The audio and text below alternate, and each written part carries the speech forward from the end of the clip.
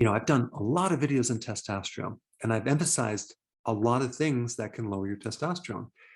But in some recent research that I've been diving into, sleep is a huge underemphasized factor in your testosterone levels. I want to talk about that today. Now, before I get into the subject of sleep, I want to just touch on some of the other things that can dramatically lower your testosterone as well, because you need to know all of them, because what may affect one person may not affect everyone. Okay. So the first thing you need to know is that as you age, testosterone does go down. However, it's not the major reason why someone has low testosterone. So let's first talk about obesity. If you are overweight, that can affect your testosterone. Why? Because your fat cells make this enzyme called aromatase.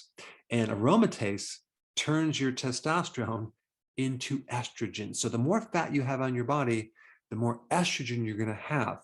And there's this relationship between testosterone and estrogen in that when one goes up, like estrogen, the other one goes down. All right. So the more fat you have in your body, the more estrogen you're going to have. Now, there's a couple other things that will increase your estrogen too. Consuming a lot of soy products. Okay, that's one thing. Also, plastics. I've done a video on this, and an average person consumes about a credit card amount of plastic every single week. That's a lot of plastic to be put in our bodies. So, we get plastic from drinking out of plastic bottles, cooking in plastic. Plastic is just all over the place, and that can increase our estrogen as well. Now, the other big killer of testosterone is having high insulin levels. Now, you might think that you have to be a diabetic to have high insulin levels, but that's not true. You could be a pre-diabetic, or you can have insulin resistance, which I think the majority of the population has, and that could be the reason why you have low testosterone, because you have high levels of insulin. See, insulin is rarely tested. Normally they check blood sugars, but they don't look at insulin. There's a really good test to measure something called insulin resistance, and that's called HOMA-IR. That'll give you a lot of good information on whether you have insulin resistance and at the same time, high insulin. So high insulin, low testosterone. Now that relates to the next thing I'm going to talk about, which is your liver. The liver makes something called SHBG, sex hormone binding globulin. Now that's an interesting word. That is a compound that binds to testosterone and prevents it from being a free testosterone that can go through the body. So it's something your body makes to buffer and hold testosterone in an inactive form. In fact, the great majority, like 99% of your testosterone, is locked up to this protein and other proteins. So really, you only have like 1% of all your testosterone in a free state that's available for you to use. 99% of it is in a bound or locked up state. So the more that you have of this binding protein, the less testosterone you're going to have. And so if there's any problem with the liver, as in a fatty liver, or it's inflamed, or it's toxic, it can affect this part of this puzzle. Now, the next thing I want to talk about is your adrenals, okay? The more adrenal stress you have, the more cortisol you have, the less testosterone you're going to have, because stress or cortisol inhibits testosterone. And as you age, your adrenals kind of go downhill, where you don't produce enough of the raw material to make these adrenal hormones, because testosterone is also one of the hormones that your adrenals make. And one of the precursor hormones that help you make testosterone is called DHEA. So if you're deficient in that raw material, that could be one reason why you don't have enough testosterone. And this probably mainly relates to the aging process. So that is just one little side note, something maybe you could take as a supplement if you've tried all these other factors and it's still not working. And this can relate to both men and women. If women take too much of it, they can get too much testosterone. If they take just a small amount of it, they can increase the estrogen and progesterone. So I just wanted to make that side note. The other raw material that is needed to make testosterone is cholesterol. So if you're on a low-fat diet or you are on statin drugs, that could be the reason that your testosterone is low. Another factor is iron. If you have a condition where you have too much iron in the body, that can negatively affect your testosterone. How do you know if you have too much iron? Well, you can get a blood test. Also, if you consume red meat and feel worse, or you take an iron supplement and you feel worse, that could be another clue. The other factor in testosterone is something called hypogonadism, where the testicles are atrophying or shrinking, okay? And one of the causes for that is aging.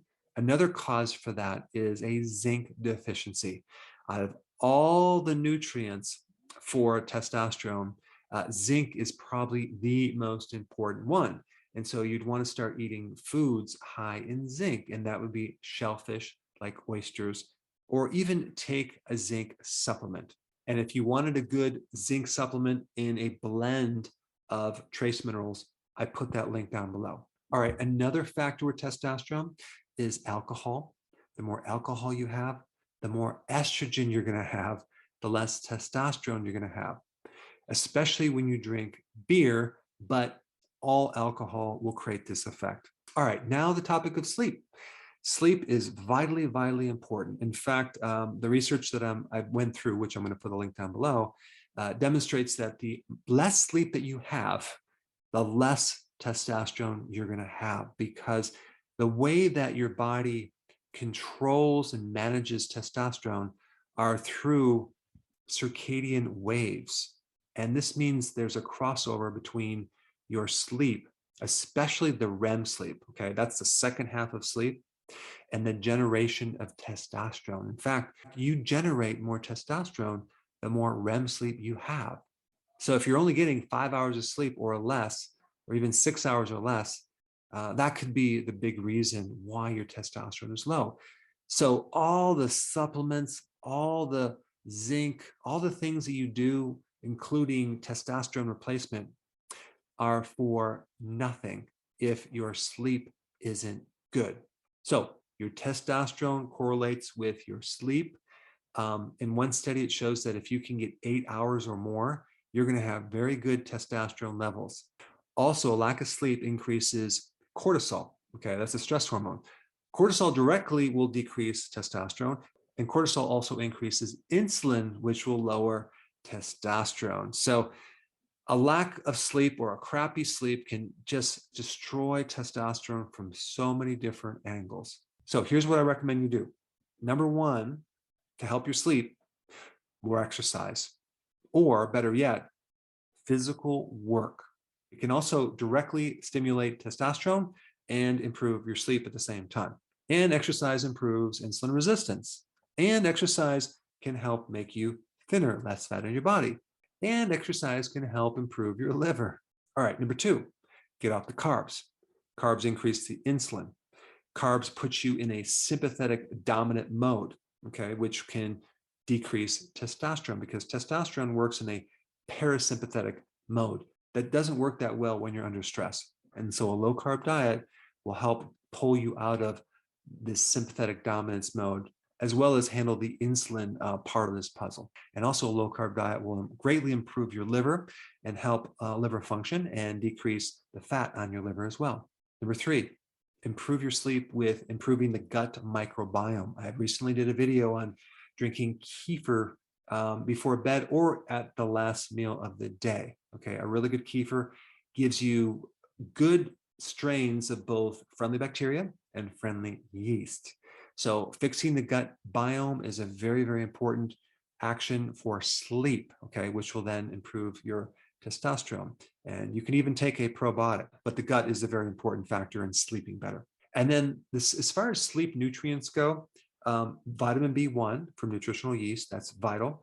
Potassium and magnesium are two physiological relaxers that are in vegetables, salads, or you can get it in electrolyte powder to help you sleep. You don't want to take the electrolyte powder before you go to bed, but during the day it can help calm you down and keep you in a relaxed mode. And then vitamin D before bed is a really good action, because vitamin D greatly affects the circadian rhythms of the body. And of course, I'm going to also recommend my own sleep aid before bed. I would take 2. And then if you wake up in the middle of the night, okay, Take one to help you get back to sleep, to extend your sleep for that 8 hours, to maximize or optimize your sleep, to improve testosterone. Now I have some additional information on sleep that's a must. I put that video up right here. Check it out.